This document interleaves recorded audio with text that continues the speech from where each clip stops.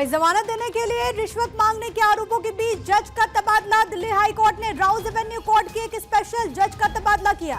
जज के court staff के खिलाफ भ्रष्टाचार से जुड़ी हुई धाराओं में दर्ज की गई थी एफआईआर। 16 मई 2025 को भ्रष्टाचार से जुड़ी धाराओं में दर्ज की गई थी एफआईआर। जज का कोर्ट स्टाफ एफआईआर को रद्द करने के लिए दिल्ली हाई कोर्ट पहुंचा और इसी बीच खबर यह कि हाई कोर्ट ने जज के कोर्ट स्टाफ को फिलहाल राहत देने से इंकार कर दिया। दिल्ली हाई कोर्ट ने एसीबी को नोटिस भेजा है। मामले की अब अगली सुनवाई 29 मई को होगी। याचिकाकर्ता ने मामले को एसीबी से सीबीआई को ट्रांसफर करने की मांग की। याचिका में एसीबी के 2 अधिकारियों के खिलाफ विभागीय जांच की भी मांग की गई और इसी पूरे मामले में अब जो बड़ी खबर सामने आ रही है वो ये कि जमानत देने के लिए रिश्वत मांगने के आरोपों के बीच जज का तबादला हुआ है। दिल्ली हाई कोर्ट ने राउज एवेन्यू कोर्ट के एक स्पेशल जज का तबादला कर दिया।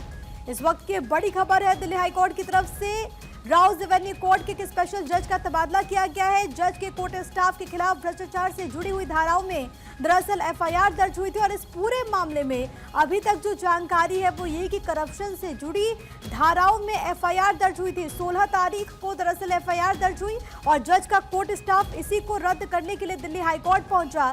इसी बीच इस पर बहस भी एक लंबी चली, लेकिन सबसे बड़ी बात है कि जज का तबादला हुआ है। दिल्ली हाई कोर्ट ने राउज एवेन्यू कोर्ट के एक स्पेशल जज का तबादला किया। अभी तक जो इन्फॉर्मेशन सामने आ रही है वो ये कि दरअसल कोर्ट स्टाफ पर गंभीर आरोप लगे थे करप्शन को लेकर के। हालांकि इसको चैलेंज किया गया था। दिल्ली हाई कोर्ट में इस एफआईआर को रद्द करने के लिए कोर्ट स्टाफ पहुंचा। हालांकि हाई कोर्ट की तरफ से फिलहाल राहत देने से इंकार भी कर दिया गया है। साथ ही साथ दिल्ली हाई कोर्ट ने एसीबी को नोटिस भेजा। हमारे लीगल एडिटर सुमित कुमार इस वक्त कनेक्टेड है। सुमित, क्या और जानकारी? देखिए प्रिया, ये पूरा जो मामला है वो दिल्ली के राउज एवेन्यू कोर्ट का है, जहां कोर्ट के जो स्टाफ है और जज पर जो आरोप है कि जमानत देने के लिए रिश्वत मांगने का जो आरोप है, इसके बीच दिल्ली हाई कोर्ट ने इस पूरे मामले में संज्ञान लिया है और जो संबंधित जज है राउज एवेन्यू कोर्ट का, उस जज का जो तबादला है वो दिल्ली के दूसरे कोर्ट में कर दिया है। 16 मई को दरअसल कोर्ट के जज का जो कोर्ट स्टाफ है उसके खिलाफ एफआईआर जो है वो एसीबी ने दर्ज की थी और एफआईआर रद्द करने को लेकर दिल्ली हाई कोर्ट का जो दरवाजा है वो कोर्ट स्टाफ ने खटखटाया है। हालांकि फौरी तौर पर जो राहत है वो दिल्ली हाई कोर्ट ने जज के कोर्ट स्टाफ को नहीं दी है, लेकिन पूरे मामले में एसीबी को नोटिस जारी कर हाई कोर्ट ने जवाब मांगा है।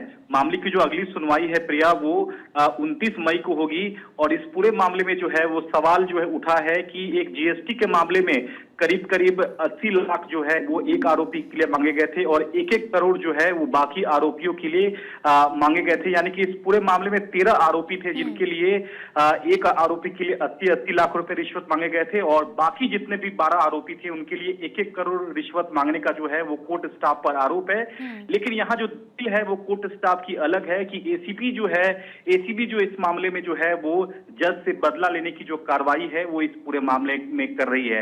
हालांकि जैसे ही आरोप जो है वो संज्ञान में दिल्ली हाई कोर्ट के आया है, दिल्ली हाई कोर्ट ने फौरी तौर पर इस मामले में संज्ञान लेते हुए संबंधित जज का तबादला कर दिया है। फिलहाल एसीबी को हाई कोर्ट ने छूट दी है कि इस मामले में कोर्ट स्टाफ के खिलाफ जो है वो आगे कार्रवाई बढ़ाई जाए। अगली सुनवाई जो है वो 29 मई को तय हाई कोर्ट ने की है, लेकिन इस बीच एसीबी ने माफ कीजिएगा, जो कोर्ट स्टाफ ने हाई कोर्ट से मांग की है कि इस पूरे मामले की जो जांच है वो एसीबी से लेकर सीबीआई को हैंडओवर कर देना चाहिए, यानी कि सीबीआई इंक्वायरी इस पूरे मामले में होनी चाहिए।